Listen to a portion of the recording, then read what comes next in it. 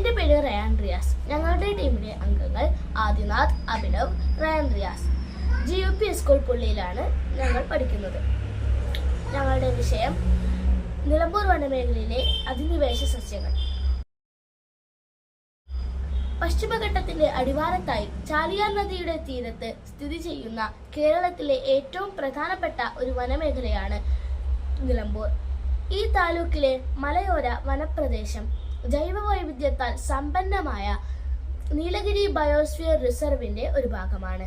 നിലമ്പൂരിലെ പ്രധാനപ്പെട്ട ഒരു വിദ്യാലയമായ ഞങ്ങളുടെ സ്കൂൾ സ്ഥിതി ചെയ്യുന്ന കരുളായി പഞ്ചായത്ത് കേരളത്തിലെ 18ാമത് വന്യജീവി സങ്കേതം ഉൾപ്പെടുന്ന നിലമ്പൂർ വനമേഖലയുടെ ഒരു പ്രധാന ഭാഗമാണ്.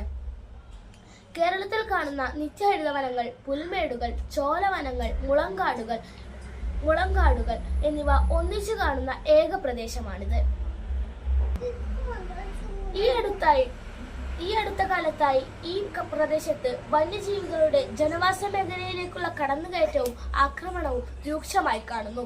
ഇതിനുള്ള കാരണം അന്വേഷിച്ചതിൽ നിന്നും മനുഷ്യന്റെ വനമേഖലയിലേക്കുള്ള കടന്നുകയറ്റം മാത്രമല്ല ഇത്തരമൊരു മാറ്റത്തിലേക്ക് അധിനിവേശ സസ്യങ്ങളുടെ വ്യാപനം കാരണമായി തീരുന്നു.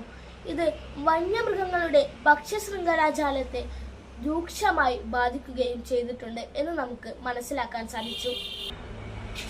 ഞങ്ങളുടെ പ്രദേശത്തോട് ചേർന്ന് കിടക്കുന്ന വനപ്രദേശത്ത് അധിനിവേശന സസ്യങ്ങളുടെ വ്യാപനം എങ്ങനെയെല്ലാം ബാധിച്ചിട്ടുണ്ട് എന്ന് മനസ്സിലാക്കുന്നതിന് കേരള വനം വകുപ്പിലെ ഒരു ഉദ്യോഗസ്ഥനുമായി അഭിമുഖം നടത്തുന്നതിന് ആവശ്യമായ ചോദ്യാവലികൾ തയ്യാറാക്കുകയും ശേഷം മലപ്പുറം സോഷ്യൽ ഫോറസ്റ്റിലെ സെക്ഷൻ ഫോറസ്റ്റ് ഓഫീസറായ ശ്രീ പ്രമോദ് കുമാർ എന്ന ഉദ്യോഗസ്ഥനുമായി അഭിമുഖം നടത്തുകയും ഞങ്ങൾ ചെയ്തു. നിലമ്പൂർ വനമേഖലയിൽ പ്രധാനമായും 9 ഇനം അധിനിവേശ സസ്യങ്ങളാണ് കാണപ്പെടുന്നത്. തോട്ടപ്പയർ, ആനത്തൊട്ടാവാടി, കമ്മൽപ്പൂവ്, കൊങ്ങിണിപ്പൂവ്, കോൺഗ്രസ് പച്ച, കമ്മ്യൂണിസ്റ്റ് പച്ച, ധൃതരാഷ്ട്ര പച്ച, അക്വേഷ്യ, യൂക്കാലിപ്സ് എന്നിവയാണ് അവ.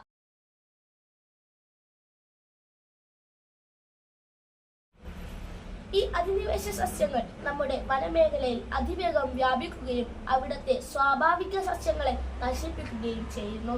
സ്വാഭാവിക വനത്തിന്റെയും വനവിഭവങ്ങളുടെയും നാശം ഇത്തരം സസ്യങ്ങളുമായി ബന്ധപ്പെട്ട് ജീവിക്കുന്ന ജീവികളെ ബാധിക്കുകയും അവിടുത്തെ ആവാസ വ്യവസ്ഥയെയും ജൈവ വ്യവസ്ഥയെയും ബാധിക്കുകയും ചെയ്യുന്നു.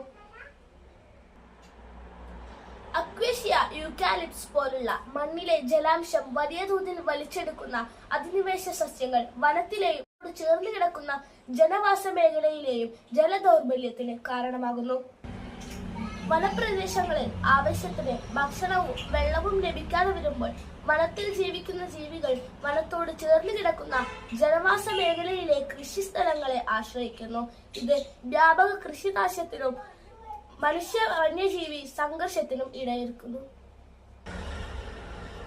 വനമേഖലയിലെ അധിനിവേശ സസ്യങ്ങളുടെ വ്യാപനമാണ് വന്യജീവികളുടെ ജനവാസ മേഖലയിലേക്കുള്ള കടന്നുകയറ്റത്തിന്റെ ഒരു പ്രധാന കാരണം. അധിനിവേശ സസ്യങ്ങളെ നശിപ്പിക്കുന്നതിനായി വനംവകുപ്പ് നടത്തിവരുന്ന പ്രതിരോധ പ്രവർത്തനങ്ങളിൽ വനപ്രദേശത്തോട് ചേർന്ന് നടക്കുന്ന ആളുകളെ കൂടി ഉൾപ്പെടുത്തുകയും സ്കൂളുകൾ, തദ്ദേശ സ്വയംഭരണ സ്ഥാപനങ്ങൾ, സന്നദ്ധ പ്രവർത്തനങ്ങൾ, പരിസ്ഥിതി സംഘടനകൾ എന്നിവയെ കൂടി ഉൾപ്പെടുത്തുകയും ബോധവൽക്കരണ പ്രവർത്തനങ്ങൾ നടത്തിവരികയും ചെയ്യേണ്ടത് അനിവാര്യമാണ്.